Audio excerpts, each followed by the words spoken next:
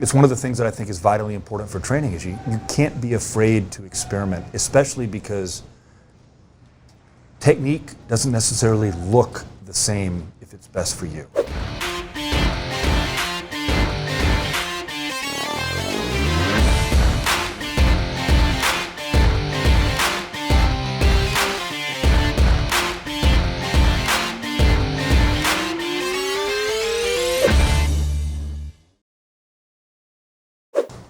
There's a quote I really like from Hannibal, the sequel to Silence of the Lambs. Right.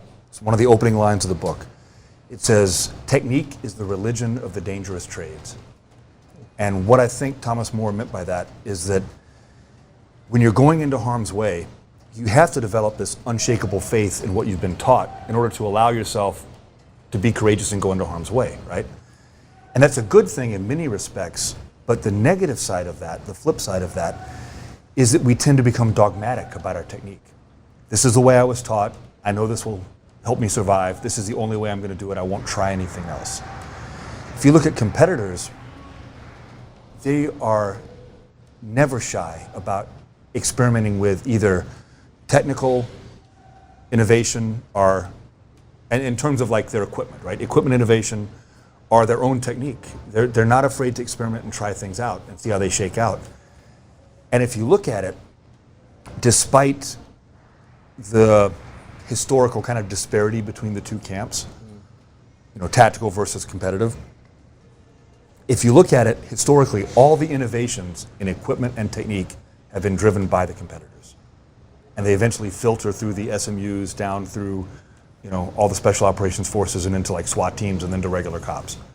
But that's kind of how it gets filtered down. But everything from optical sights on handguns to the way we all grip a handgun now as opposed to the way everybody used to 30 years ago. Getting rid of Weaver. All of those things came from competition. And yet we're afraid to innovate on our side of the house far too often. And it's one of the things that I think is vitally important for training is you can't be afraid to experiment, especially because technique doesn't necessarily look the same if it's best for you. This is one of the things I talk about in my class. If you look at top competitive shooters, no two of them have grips that look identical, but they all have phenomenal recoil control, right? The principles that underlie their grips are the same. But their grips look different because their bodies are different, their hands are different, their psychology is different, they're shooting a different gun. So, as an example, I am basically the missing link. I don't even have opposable thumbs, right? I doubt I have modern human DNA. These are not regular human hands, right?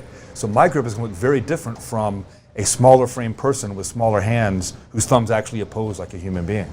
They're going to have a different grip than mine, right? The principles are going to be the same, but the grip is going to look different.